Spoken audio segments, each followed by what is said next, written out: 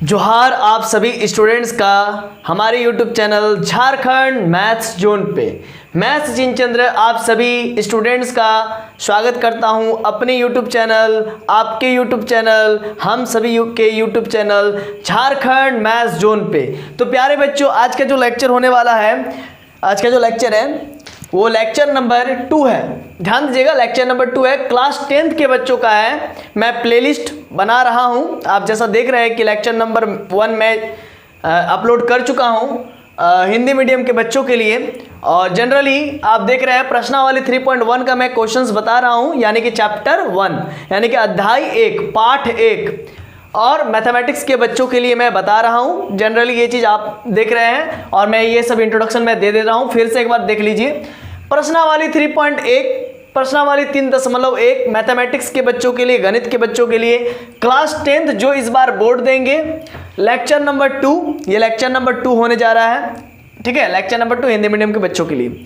Generally हमने जो है कि पिछले क्लास में आपको इस क्वेश्चन का बीज गणितीय निरूपण बताया था। मतलब ये चीज मैंने बता रखा था, x - 7y = -42 और x - 3y = 6। ये इक्वेशन 1 था, ये इक्वेशन नंबर 2 था।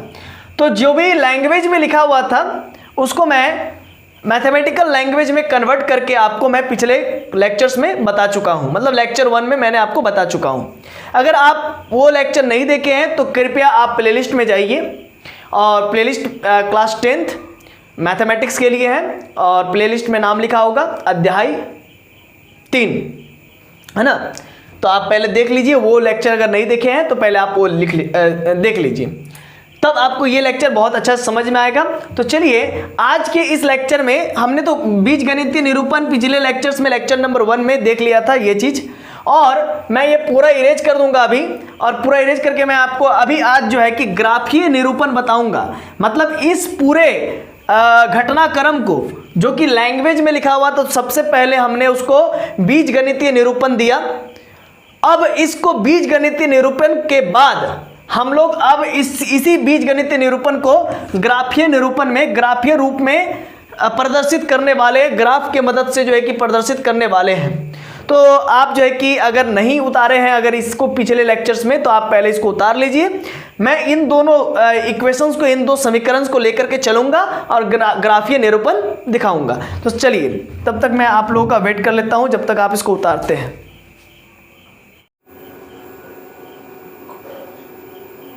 तो चलिए बच्चों, आगे देखते हैं कि मैं अभी जो बीजगणितीय निरूपण दिखाया था आपको, x - 7y = -42 equation number 1, x - समीकरण नंबर 1 है ये, x - 3y = 6 समीकरण नंबर 2, ये मैंने आपको अभी भी दिखाया था। तो अभी ये जो चीज़ है ये आपका बीजगणितीय निरूपण है, और अभी मैं ग्राफीय निरूपण मैं इस चीज़ का दिखाने जा रहा हूं। तो देखिए, ग्राफीय निरूपण के लिए आपको करना क्या पड़ेगा, समीकरण 1 के लिए लिखिए, फिर समीकरण 2 के लिए लिखिए। समीकरण 1 ये हो गया आपका।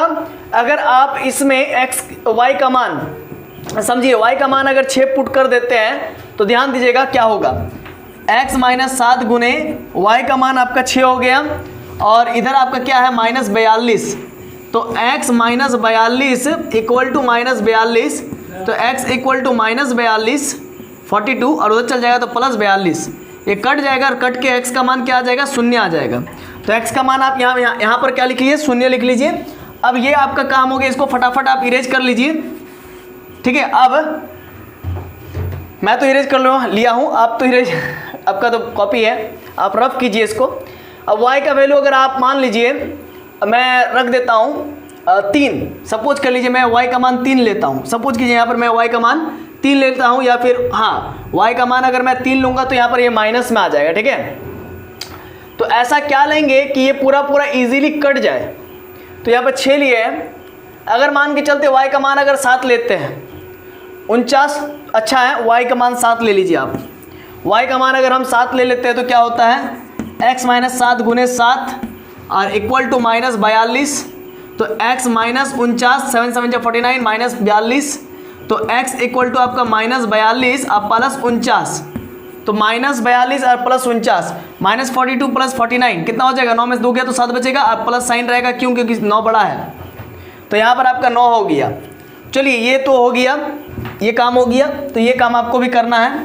अब मैं क्यों कर रहा हूँ, इसका क्या फ़ायदा है, आगे आपको पता चलेगा, देखते रहिए सिर्फ। अब मैं यहाँ पर भी x लिख ले आऊँ और y लिख ले आऊँ और एक लंबा लकीर बीच में दे दीजिए।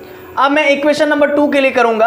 अगर y का मान अगर आप 2 रखते हैं, y का मान अगर आप 2 रखते हैं, रख लीजिए x - 3 इंटू वाई का मान 2 ले लिया अपने और इक्वल टू 6, सपोज कीजिए ऐसा है आपका, ठीक है। तो अगर आप y का मान 2 रखिएगा तो आपका क्या आ जाएगा, x का मान 6 प्लस, इधर देखिए 3 दूनी 6, यहाँ पर ध्यान दीजिएगा, ध्यान से देखिएगा, यह आपका क्या हो गया, x - 6 इक्वल टू 6। तो x इक्वल टू आपका हो जाएगा 6 प्लस 6 कितना हो जाएगा, 12 हो जाएगा। तो देखिए x का मान आपका 12 मिल गया। अब आप इसको फटाफट इरेज कर लीजिए, मैं इरेज कर लेता हूँ। अब y का मान आप ले लीजिए -2। अगर आप y का मान -2 ले लेते हैं तो x - 3, y का मान देखिए मैंने -2 ले लिया है अपने मन से, तो y का मान मैं -2 रख दूंगा और इक्वल टू का 6। तो x minus plus 6 equal to 6, तो x इक्वल टू 6 - 6 मतलब x का वैल्यू 0 आ गया। तो आप x का वैल्यू 0 ले लीजिए। तो यहाँ तक आशा है कि आपको ये चीज़ समझ में आ गया होगा कि x का मान सब्स्टिट्यूट कर रहे हैं, x का मान पुट कर रहे हैं और हमारा y का मान आ रहा है, या फिर y का मान हम लोग पुट कर रहे हैं और x का मान आ रहा है। मैं यहाँ पर y का मान पुट किया हूँ और x का मान प्राप्त किया हूँ। आप चाहो तो x का मान पुट करो और y का मान प्राप्त करो, है ना, दोनों ही बात सेम है, बात यही सेम। चलिए हम इसको इरेज करते हैं और इसको ग्राफीय निरूपण देते हैं। देखिए ध्यान दीजिएगा, आप इसको पहले उतार लीजिए, फिर मैं आगे आपको बताऊंगा, तब तक मैं आपका इंतजार कर लेता हूं। तो बच्चों आप देखिए आगे हम लोग इसको करने जा रहे हैं, ध्यान दीजिएगा, ठीक है। मैं चौक ले लेता हूं।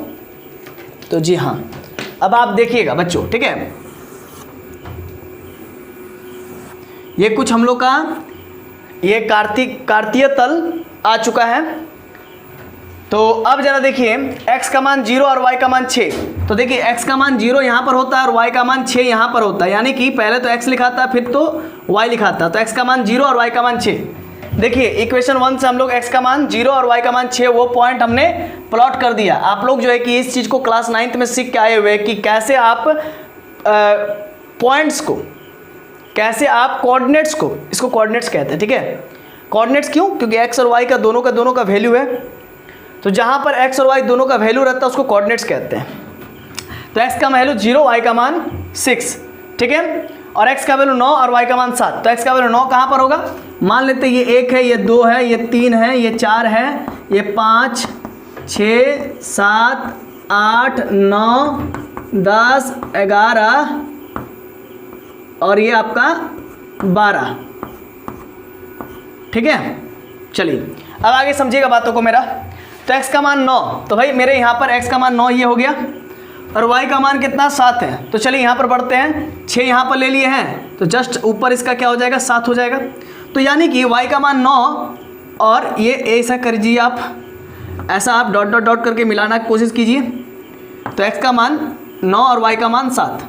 देखिए x का मान 9 और y का मान 7 आ गया, याद रखिए ये सब चीज़। तो यानी कि 2 बिंदु मिल गया है, इन दोनों बिंदुओं को क्या करना है, टकरा देना आपस में क्या करना है, टकरा देना है, याद रखिएगा, ठीक है। अब हम लोग इस 2 बिंदुओं को आपस में मिला देंगे, मिलान कर देंगे। ये ऐसा मिलान करते हुए आगे की ओर बढ़ेगा, ठीक है। देखिए ये ग्राफ तो नहीं है, ग्राफ कॉपी तो नहीं है, इसीलिए एग्जैक्ट तो नहीं बनेगा, ठीक है। आपके ग्राफ कॉपी में पूरा साफ सुथरा आप बना सकते हैं। मैं ज़रा, हाँ देखिए, तो अभी ये टेढ़ा हो रहा है, कारण ये है कि ये मेरा बोर्ड है, ठीक है।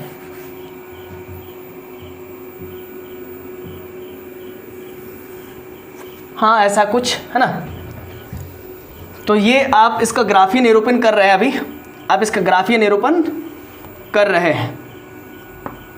तो चलिए ये मेरा पहला ग्राफ खींच दिया हमने, पहला समीकरण के लिए। अब दूसरे समीकरण के लिए मैं ग्राफ खींचूंगा, उसके लिए x का वैल्यू 12 हमको चाहिए और y का वैल्यू 2 चाहिए।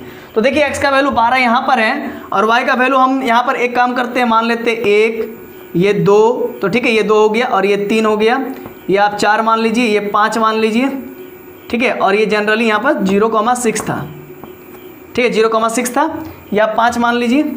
तो चलिए अब देखिए बच्चों, x का मान आप x का मान 12 है और y का मान 12 है, सॉरी x का मान 12 है और y का मान 2 है। तो देखिए x का मान 12 ये हो गया और y का मान 2 ये हो गया। मैं कोऑर्डिनेट्स को पता करने के लिए ऐसा किया हूँ, और जब इसका काम हो जाए तो आप इसको इरेज कर दीजिए। ये जो लाइन मैं दिया हूँ एक्स्ट्रा, ये थोड़ा नीचे होगा, ठीक है। तो अब ये जो लाइन एक्स्ट्रा दिया हूँ, अब इसको आप इरेज कर दीजिए। x का मान 12 और y का मान 2 हो गया, काम खत्म। अब चलिए आगे, x का मान 0 और y का मान -2। देखिए y का मान -2 कहाँ पर होगा, y का मान -1 फिर y का मान -2 ये हो गया। तो यानी कि x का मान 0 और y का मान -2, तो x का मान 0 और y का मान -2 ये हो गया।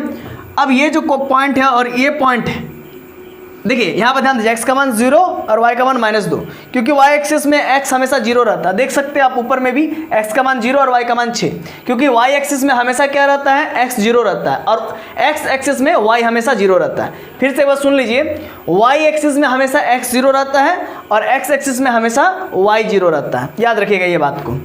अब अगर आपको ऐसा समझने में दिक्कत हो रहा है कि यहाँ पर 0 और -2 कैसे आ गया, तो इसके लिए मैं बता रहा हूँ कि y एक्सिस में हमेशा x 0 रहता है और x एक्सिस में y हमेशा 0 रहता है, याद रखिएगा इस बात को। अब ये कोऑर्डिनेट मिल गया यहाँ पर और एक कोऑर्डिनेट यहाँ पर मिल गया, दोनों का आपस में मेल जोल करा देंगे। अच्छा ये थोड़ा सा टेढ़ा हो रहा है, हाँ चलिए अब देखिए बच्चों, देखिए ठीक है। तो ये जनरली हमारा इस प्रकार का ग्राफ बन गया है, और देखिएगा तो बढ़िया से इसको भी मैं बनाना चाहूँगा। दोनों आपस में पैरेलल होंगे, ठीक है, दोनों आपस में पैरेलल होंगे, दोनों के दोनों आपस में पैरेलल होंगे। हाँ भले यहाँ पर आपको पैरेलल नहीं दिख रहा होगा, क्यों, क्योंकि ये मेरा ग्राफ कॉपी नहीं है। सबसे बड़ी बात ये मैं बताना चाह रहा हूँ, ये पैरेलल होंगी लाइंस जो है कि आपस में पैरेलल होंगी, ठीक है। ये लाइंस आपस में पैरेलल होंगी मतलब कि समांतर होंगी, ठीक है। ये थोड़ा सा देखिए यहाँ पर मिलता हुआ प्रतीत हो रहा है, लेकिन ये मिलेगी नहीं। ये पैरेलल लाइंस होगी, ये समांतर लाइंस होगी। हाँ यहाँ पर आप देख सकते हैं ये जो गैपिंग मैं लिया हूँ ये एक्यूरेट ना भी हो, क्योंकि ये मैं अपने हाथों के बैलेंस से लिया हूँ, मैं जनरली कोई स्केल वगैरह से नाप करके नहीं लिया हूँ, ठीक है। देखिए आप यहाँ पर 7 मेरा यहाँ पर हो रहा है और 7 मेरा यहाँ पर हो रहा है, कुछ डिफरेंस है, तो इसीलिए ऐसा ग्राफ बन रहा है। तो आशा है कि आपको मेन जो ये है टॉपिक है ये समझ में आ गया होगा कि ग्राफ को कैसे खींचे, मतलब जो मेरा बीजगणितीय निरूपण है उसको ग्राफीय निरूपण कैसे करें, उसको ग्राफीय निरूपण कैसे दे, ग्राफीय स्ट्रक्चर कैसे प्रदान करें। मैं विश्वास करता हूँ, ऐसा मुझे बिलीव है कि आपको ये चीज़ समझ में आ गया होगा। तो यही चीज़ आप अगर ग्राफ कॉपी में अपना प्लॉट कीजिएगा, जनरली आप देख लीजिए ये और ये चीज़ दिया हुआ, ठीक है, ये आपको इन्फॉर्मेशन रहना चाहिए। आप ग्राफ कॉपी में खींच के देखिएगा, आपका दोनों का दोनों लाइंस आपस में पैरेलल होंगी, समांतर होंगी। तो बच्चों आज के लिए यहीं तक, हमारे वीडियो को इतने देर तक वॉच करने के लिए आप सभी स्टूडेंट्स का बहुत बहुत धन्यवाद और जोहार है आप सभी स्टूडेंट्स का। चलिए मिलते हैं नेक्स्ट लेक्चर नंबर 3 में, ठीक है। और आज का जो लेक्चर है लेक्चर नंबर 2 है, जैसा कि आप देख रहे हैं, ठीक है। और आगे हम लोग जो है कि नेक्स्ट क्वेश्चन की ओर मूव करेंगे लेक्चर नंबर 3 में। धन्यवाद।